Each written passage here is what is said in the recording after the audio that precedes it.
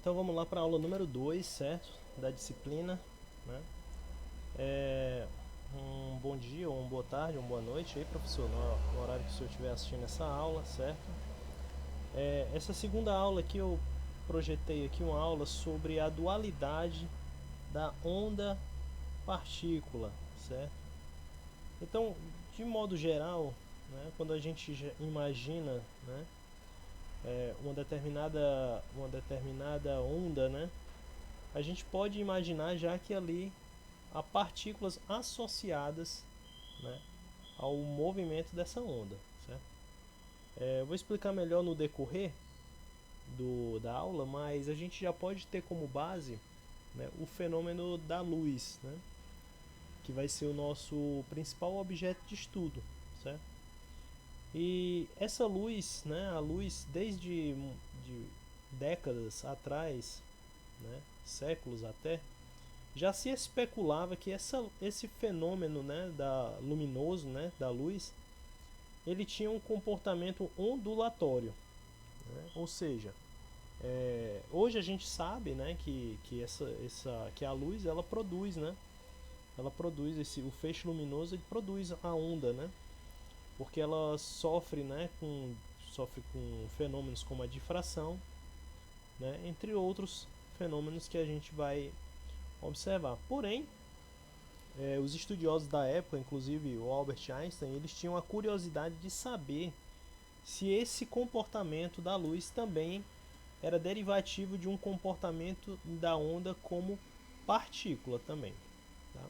Então nós vamos fazer um estudo aqui bem interessante a respeito dessa dualidade, né, que a luz, né, principalmente a luz, tá, elas têm, né, esse comportamento dela, essa dualidade, esse comportamento de onda e partícula ao mesmo tempo, tá? Ou quase ao mesmo tempo, tá? Então, para a gente já começar iniciando aqui a nossa aula, né, o nosso estudo, então ele vai trazer o seguinte, que a dualidade onda e partícula, né, onda-partícula, né, onda barra partícula, ela é uma característica das partículas, de partículas, né, como os átomos e seus componentes. Ou seja, se ele já está aqui especificando diretamente, né, que é uma característica dessas partículas, então já é uma característica que a gente pode tratar como uma característica elementar, né, dessas partículas, né, como ele cita aqui os átomos, né, e também um componente desses átomos, né, que a gente sabe que os átomos são compostos por nêutrons, né, prótons, certo? Elétrons, tá? Então isso aqui também se aplica aos componentes desse átomo. Tá?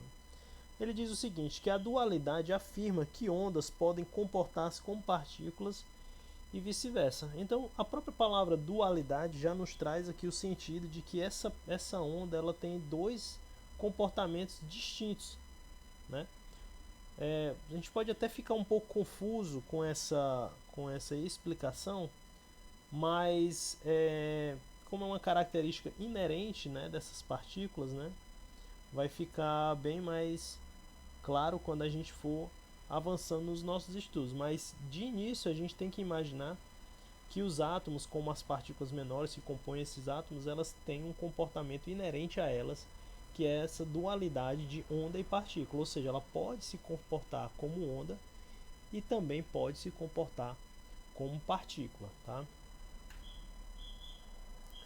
Então, ele diz o seguinte, que a dualidade onda-partícula é uma propriedade inerente da natureza, né, tanto para partículas quanto para ondas. Então, quando ele diz que é uma propriedade inerente da natureza, então é uma coisa que a gente não tem controle, né? É uma coisa que já é da estrutura, né, dessas partículas, tá? É uma coisa natural, uma coisa que já está inerente a ela, já está ligada a ela. A gente não tem controle sobre, né? É uma característica, né, que está ligada ali diretamente a essas partículas, tá? Essa característica de dualidade onda-partícula ela já está ligada naturalmente a essas partículas, tá? Então a gente é uma coisa que a gente não tem controle, certo? A gente só tem que estudar e tentar entender o porquê, mas nós não temos controle, é uma característica própria delas, tá? Aí ele continua dizendo o seguinte, que A natureza dual, ou seja, a natureza dessa dualidade, né, ela pode ser observada por meio de experimentos quando se investiga o comportamento de partículas como os elétrons, os prótons, os nêutrons e inclusive os átomos, né? A gente sabe que os elétrons, os prótons e os nêutrons, eles são componentes, né, componente desses átomos. E não só o átomo tem essa natureza, né, de dualidade onda-partícula, como os seus componentes, né, os seus componentes, que são os elétrons, os prótons, os nêutrons, também têm esse comportamento, essa característica dual, né, que ele chama, né, de natureza dual, né, ou seja, dualidade, né. Tem esses dois comportamentos, onda e partícula. Tá? Aí ele continua afirmando o seguinte, que a dualidade onda-partícula é resultado de um grande número de experimentos e teorias como aquelas relacionadas ao efeito fotoelétrico estabelecidas pelo Einstein. Tá? Então, pessoal, esse comportamento dual, né, de dualidade onda-partícula, já é uma coisa que vem sendo observada, né, estudada ao longo de muitos anos. Tá? Inicialmente eles tinham que por exemplo, o fóton, né, que é uma partícula da luz, né, que é o fóton, ele tinha um determinado comportamento como onda. Mas através de experimentos eles começaram a analisar que essa onda, né, produzida pelo fóton, ela também poderia se comportar como partícula, certo? Isso eles fizeram inúmeros experimentos, né, como o experimento que é o chamado efeito fotoelétrico, né, que a gente vai ver mais para frente. Tá?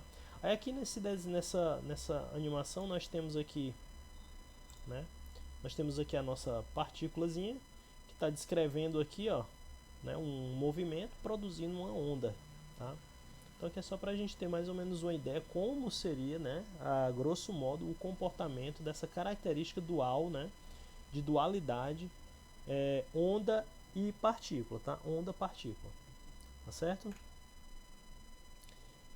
Então beleza, mas primeiro, qual é a diferença, né? Já falamos aqui dualidade, onda-partícula, mas a gente precisa primeiro, para entender, a gente precisa saber primeiro o que significa onda e partícula, né? Nós precisamos diferenciar o que é cada coisa para a gente poder entender, começar a entender, né, toda essa história dessa questão de dualidade onda-partícula. Tá? Então ele diz o seguinte, que partículas ocupam determinado lugar no espaço e ondas se propagam pelo espaço. Então aí nós já temos uma diferença bastante gritante, né? Que ele diz primeiro que partículas ocupam lugar no espaço e as ondas elas se propagam pelo espaço. Tá? Ele diz também que o seguinte, partículas quando colidem, como duas bolas de bilhar, elas assumem trajetórias definidas, que podem ser perfeitamente calculadas, né? E essas partículas elas obedecem, né, aos movimentos estabelecidos pelas leis de Newton. Então você imagine no espaço, né, sei lá, duas partículas qualquer, pode ser dois átomos, né, dois elétrons, quando elas se chocam, elas vão assumir, ou seja, elas vão se espalhar, né, se colidir, vão se afastar, né, em algumas trajetórias, né. Por exemplo, se for duas partículas, elas vão colidir e vão se espalhar em trajetórias que a gente pode definir, pode calcular através da mecânica Newton, né, newtoniana, certo? Elas obedecem à mecânica newtoniana, tá? Já as ondas, né, quando elas passam por fendas, né, elas criam novas frentes de onda, né, que a gente chama do fenômeno da difração, que eu falei na aula número 1, certo? Que é o fenômeno da difração. Eu disse que quando a gente tem uma difração, né, é que a gente tem um desvio, certo? Essa palavra difração a gente pode transformar ela em desvio, tá? Que ao interagirem podem sofrer interferência construtiva, né?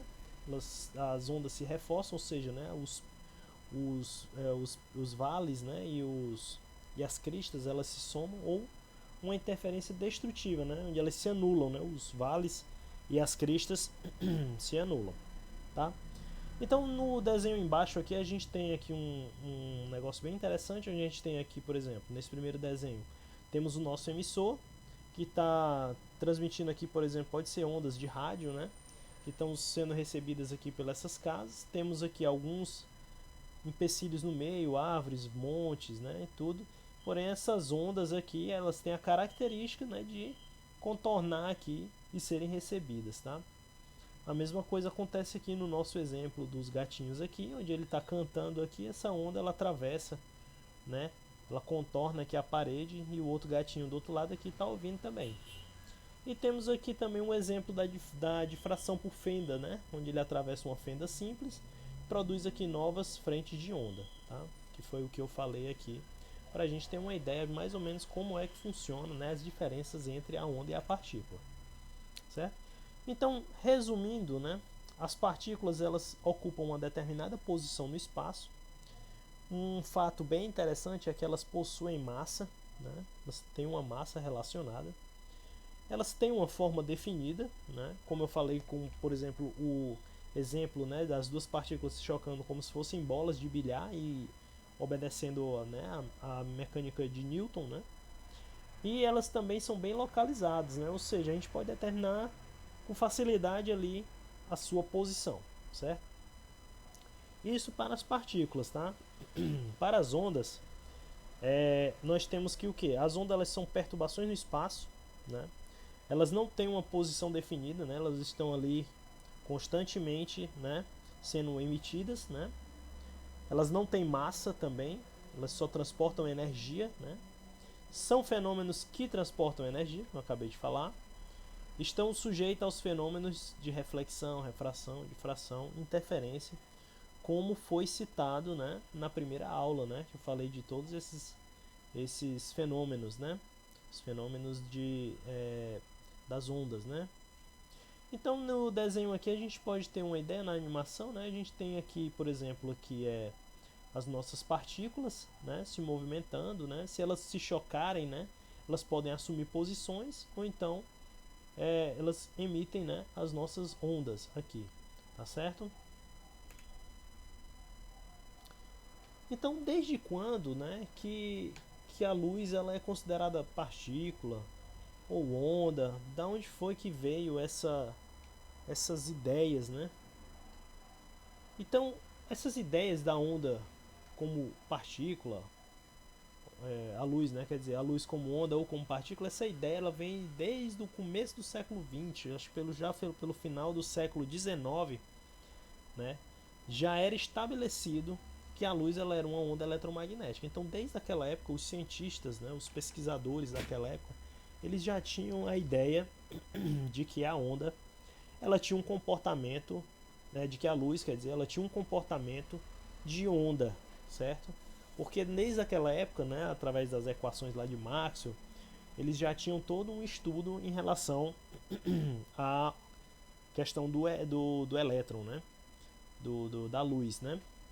Então, diga-se de passagem, eles observava-se que a luz ela apresentava os fenômenos de interferência e difração, né? Característicos do comportamento de uma onda. Então, uma das primeiras características que eles anunciaram, né, que eles perceberam e anunciaram da luz, é que ela possuía o padrão de interferência, ou seja, você podia chocar, né, duas ondas luminosas com a outra e ali ela sofria padrões de interferência construtiva ou destrutiva, né, aumentando ou anulando a sua intensidade, certo?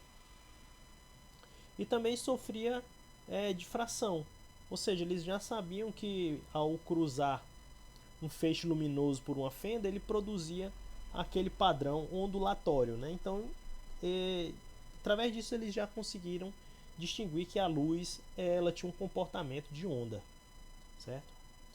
Aí veio o nosso amigo Maxwell, né? Através das suas equações do eletromagnetismo, né? Que demonstrava que a luz ela era uma propagação ondulatória da combinação de campos elétricos e magnéticos. Então, foram feitos experimentos para saber se a luz possuía padrões de interferência e difração e foram confirmadas pelas equações de Maxwell, onde, né, por Maxwell, os experimentos, suas equações, ele definiu que essa propagação ondulatória era proveniente, né, da combinação de um campo elétrico e um campo magnético. Hoje em dia é até comum a gente, né, comentar sobre isso, né, mas sei lá, no início do século XX, isso era uma novidade, né? Hoje em dia todo mundo sabe, né, que a luz ela tem esse comportamento, né, facilmente, né? Não precisa da gente ter muita habilidade para a gente conseguir perceber isso, né? Mas no início do século XX, final do século XIX, era os estudos que eles realizavam, né, para saber essa questão para provar, né, a questão da onda, o comportamento dela como onda, certo? Pois então, mas a luz ela é o que? Ela é onda ou ela é partícula? Então, segundo a teoria da época, né, que acontecia na época, né, a teoria que rolava naquela época era que qualquer frequência de luz deveria ser capaz de ejetar elétrons de uma folha metálica, né? Entretanto, né, como no caso aqui desse exemplo aqui, tá?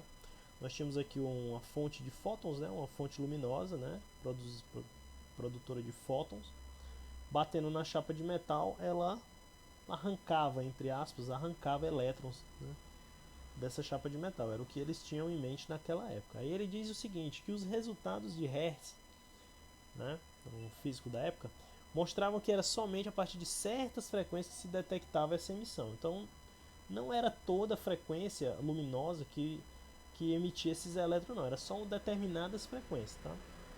Então, após muitos estudos, né, estudos e mais estudos, né, chegou nosso amigo Albert Einstein, né, e aplicou ali, né, fez uma explicação para esse chamado efeito fotoelétrico, né.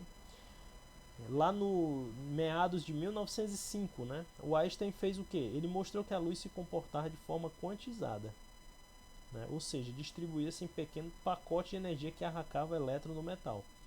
Que meio que faz sentido mesmo quando ele dizia em questão aqui que somente funcionava para determinadas frequências, né? O Einstein é que chegou com essa ideia, né, mais apurada sobre esse feito, certo?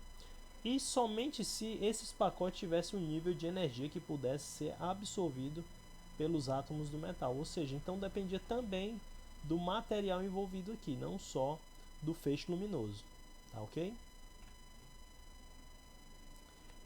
Então, beleza. Então, o que que acontece?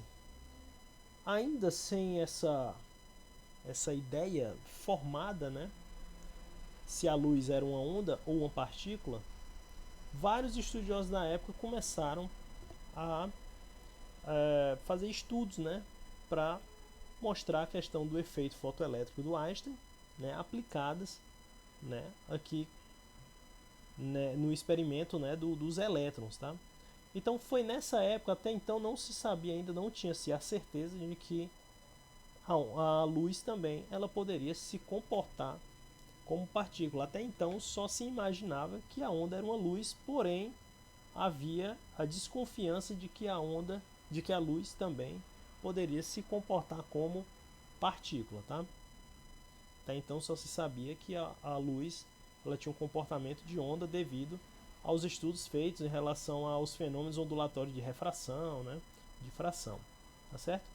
Então foi esse rapaz, né, o Louis de Broglie, né, sugeriu que as partículas também fossem capazes de se comportar como ondas, né, devido à explicação do efeito fotoelétrico, né, do experimento fotoelétrico aqui, explicado aqui pelo Einstein, né, já que ele arrancava elétrons, né, então o nosso amigo Louis de Broglie ele sugeriu que essas partículas também fossem capazes de se comportar como ondas, tá? Aí a hipótese dele diz o seguinte, né? Ele sugeriu a existência de ondas de partículas, né? Ainda não se tinha em mente, né, a palavra dualidade, né? Que essa luz, por exemplo, né? Ela não teria um comportamento dual, né? Ele achava que essas eram ondas de partículas, né? Foi o que ele chamou, tá? Aqui foi o início, né, para ter a certeza de que essas ondas luminosas elas tinham esses dois comportamentos, tá? Aqui foi quase o pé já dentro da teoria, tá?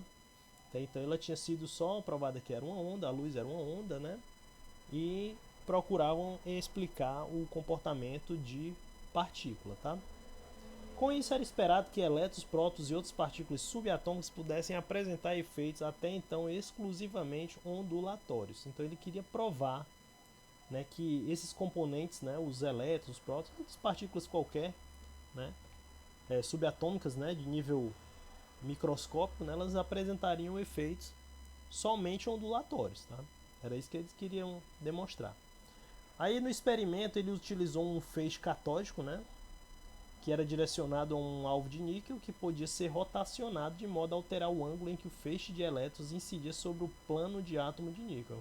Ou seja, era um raio, um feixe catódico aqui, né, de luz, né, incidido aqui no alvo de níquel que ele podia girar para poder fazer lá os seus estudos, tá bom?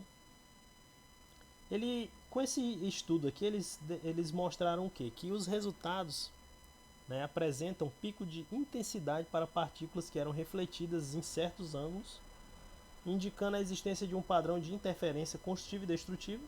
Claro, a gente sabe que o feixe luminoso ele se comporta como onda, né? Então, se ele se comporta como onda, ele sofre, né, esses padrões, né? Isso acontece com eles, tá? Para a reflexão dos elétrons, ou seja, a conclusão do experimento foi a de que os elétrons podem ser difratados e produzir interferência, assim como faziam as ondas. Ou seja, com esse experimento eles concluíram que os elétrons, que são partículas, né, também podem ser difratados e produzir interferência, ou seja, uma característica que é inerente à das ondas eletromagnéticas. Então, com isso eles conseguiram demonstrar, né, que o feixe luminoso ele tem os dois comportamentos, tanto de partícula quanto de onda, certo? Através do experimento aqui dos raios catódicos, tá? Então pronto, o experimento foi mais ou menos assim, né? Eles incidiam aqui, né? Ele vai dizer que o seguinte, ó, os elétrons são difratados, certo? Que os elétrons no caso são partículas, tá? Até então a gente só tinha certeza de que o feixe luminoso, né, a luz, ela só se comportava como onda, tá? A partir desse experimento que eles começaram a ver que os elétrons tinham também comportamento de ondas, né? Ou seja, eles eram difratados, né? Sofriam, né, um certo desvio, né? De acordo com a distância percorrida por cada elétron, um padrão de intensidade formava-se, assim como acontece para uma onda difratada por uma fenda dupla. Ou seja, nós temos aqui o nosso feixe luminoso, aqui, nosso feixe de elétrons, né, os raios catódicos aqui, passando por uma fenda. Quando ele passa pela fenda aqui, ele produz aqui um padrão ondulatório, certo? Chegando aqui a essas duas fendas duplas, produzindo também aqui uns padrões, né, chamados padrões aqui também ondulatórios e padrões de interferência, tá? E formando aqui, né, o que a gente viu lá no slide anterior.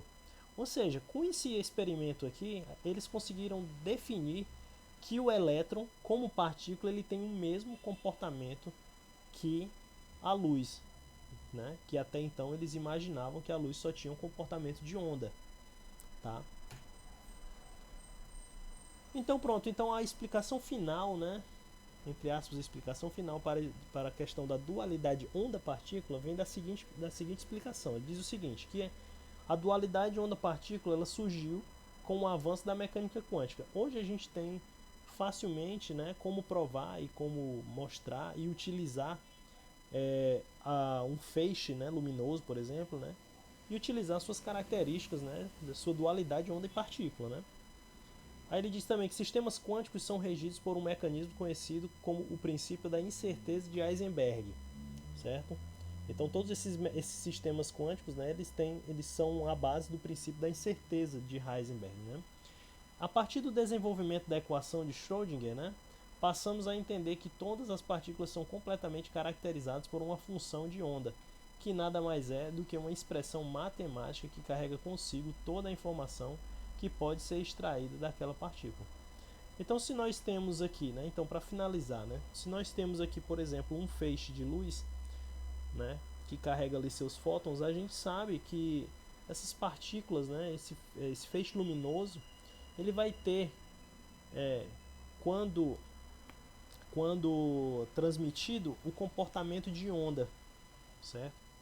Porém, quando ele tiver incidido em alguma superfície, ele vai ter bastante o comportamento de partícula, tá? E essa partícula ela vai ter o mesmo comportamento de uma onda, certo? Ela vai sofrer, né, difração, interferência da mesma forma, né? Essa partícula da mesma forma que uma onda também sofreria, tá? Então, essa aqui é a segunda aula, tá? Aula final, sobre a dualidade onda-partícula. Então, uma boa tarde, uma boa noite aí a todos.